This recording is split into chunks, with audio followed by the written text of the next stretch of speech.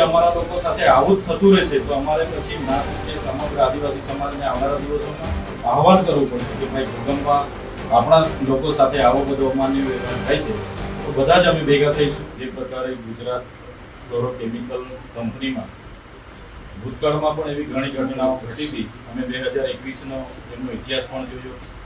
Gas leakage થાય કે gas છૂટે તો કેટલાય કામદારો પણ એમાં મૃત્યુ પામ્યા છે. સાથે સાથે આજુબાજુના વિસ્તારના કેટલાય લોકોને આનાથી બળતરાઓ, શ્વાસ રૂંધાવાના અને હૃદયના અને કિડનીના એવા અનેક રોગો કંપનીથી થયા છે. કંપની પાસે અવારનવાર ગુજરાત પોલ્યુશન કંટ્રોલ બોર્ડનું પ્રમાણપત્ર રિન્યુ કરવા માટે કંપની જતી નથી. ગ્રીન ટ્રિબ્યુનલ એની પાસે પરવાનગી નથી. અને જે પ્રકારનો ગેસ અને એમાંથી જે કેમિકલ યુક્ત પ્રવાહી જે લોકો કાઢે છે ને જમીનમાં ઉતારે છે એના લીધે આ વિસ્તારના ભૂગર્ભ જળ પણ દૂષિત થયેલા છે. સાથે સાથે વાયુમાં પણ આ લોકો એટલું પ્રદૂષિત થઈ ગયું છે એટલે આજુબાજુના ગામડાના ખેડૂતો, ત્યાંના યુવાનો બધા લોકો અહીંયા રજૂઆત કરવા માટે અમે આવ્યા છે કે આ કંપની પર જીપીસીબીના ઇન્સ્પેક્ટર દ્વારા ઇન્સ્પેક્શન કરવામાં આવે, ગ્રીન ટ્રિબ્યુનલ દ્વારા એમાં તપાસ કરવામાં આવે અને સેફ્ટી ઇન્સ્પેક્ટર દ્વારા પણ તપાસ કરવામાં આવે. કેટલાય કામદારો આનાથી ઈજા પામે છે, કેટલાય મૃત્યુ પણ પામ્યા છે. હજુ કેટલા લોકોના રિપોર્ટો આ લોકો બહાર આવ્યા નથી. યોગ્ય સહાય પણ નથી આપતા. કોઈ મૃત્યુ પામે એટલે 3.5 લાખ રૂપિયા આપી દેવાના. એટલે જેટલા લોકો મૃત્યુ પામે છે એવી ઘટનાઓ ઘટે ત્યારે પણ એમના પર માનવવધનો ફરિયાદ થાય એ પણ આપણે આવનારા દિવસોમાં કરવું પડશે. એટલે અહીંની જનતા વતી અમે રજૂઆત કરવા માટે આવ્યા છે.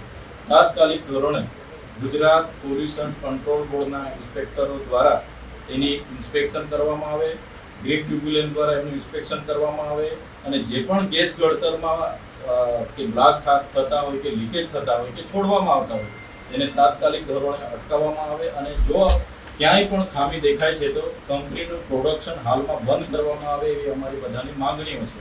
એટલે આપ અહીંના મેજિસ્ટ્રેટ છો, તમારા પર આસાન અપેક્ષા રાખીએ છીએ કે આવનારા દિવસોમાં એમાં તટસ્થ તપાસ થાય. બીજું સાહેબ શ્રી, તમને અમે ધ્યાન દોરવા માંગીએ છીએ. આ પેસા એક્ટ વિસ્તાર છે, શિડ્યુલ 5 વિસ્તાર છે અને અહીં જે કંપની આવી છે, ચાલો કોઈ વાંધો નહીં, જે તે વખતે જમીનો આપી 85% રોજગારી સ્થાનિકોને મળશે, બધા શરતોને આધીન એમને જમીનો આપી છે. જ્યારે અમારા લોકો એમને પૂછવા જાય છે કે ગેસ કેમ લીકેજ થાય છે ત્યારે યોગ્ય જવાબ આપવાના બદલે મેનેજમેન્ટ ઉપરથી દબાણ લાવીને કેટલાક પોલીસ અધિકારીઓને કે કેટલાક વહીવટી તંત્રને સાથે રાખીને હવે આ લોકોએ ખાલી સ્પષ્ટતા માંગી હતી કે તમે અમને સ્પષ્ટતા કરી આપો જેથી કરીને અમને સંતોષ થાય. આ ગેસ કેમ લીકેજ કરવામાં આવે છે જેના કારણે માણસોને તકલીફ છે. તો તાત્કાલિક ધોરણે પોલીસ વિભાગે તમારા પરથી પરવાનગી માંગી લીધી અને લાઠીચાર્જ કર્યો. એ ખૂબ જ દુઃખદ ઘટના છે. અહીંયા કોઈ અમાન્ય કૃત્ય નહોતું થવાનું કે કોઈ નક્સલી પ્રવૃત્તિઓ નહોતી થવાની, તો બી રોડ પર જવાવાળા લોકોને પણ લાઠીચાર્જ કર્યો, જે ખૂબ જ દુઃખદ બાબત છે. જો એ બાબતને લઈને અમારા લોકો સાથે જે અન્યાય થયો છે જેમાં ન્યાય અમને સંતોષકારક ન્યાય નહીં મળશે. અમારા લોકો કેટલા જેલમાં છે, હજુ 200 જણને શોધે છે, કેટલાય લોકોની ગાડીઓ જમા લઈ લીધી છે. તો આવી જ રીતના જો ચાલશે, આજે તો અમે એક ધારાસભ્ય તરીકે, એમના પ્રતિનિધિ તરીકે સામાજિક રીતે તમને વિનંતી કરવા માટે આવ્યા છે. અમે સંવિધાનમાં માનીએ છીએ, દેશના નીતિ નિયમો, કાયદો વ્યવસ્થામાં માનીએ છીએ.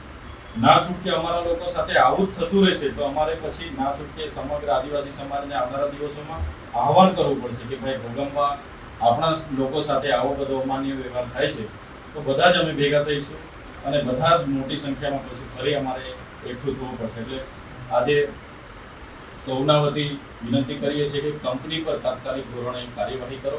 અમારા લોકો પર જે લાઠીચાર્જો કરીને હાલમાં પણ કેટલાક લોકોને પોલીસ જાણે કે કોઈનું ખૂન કરી દીધું હશે, કોઈ નક્સલવાદની પ્રવૃત્તિ કરી હશે, કોઈ રાતદ્રોહની પ્રવૃત્તિ કરી હશે, સરકાર પાડી દેવાની પ્રવૃત્તિ કરી હશે, એવી પોલીસ ઘરે ઘરે રાતે હોદે છે.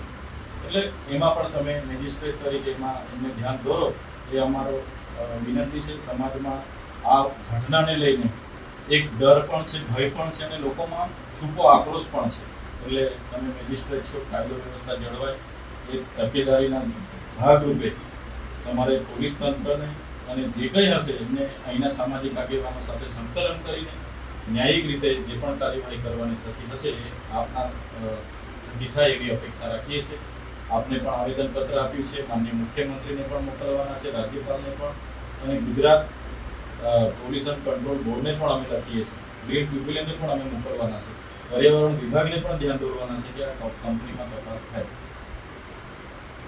તો ધન્યવાદ મેડમ, આ જ રજૂઆત લઈને તમારી પાસે આવ્યા છે.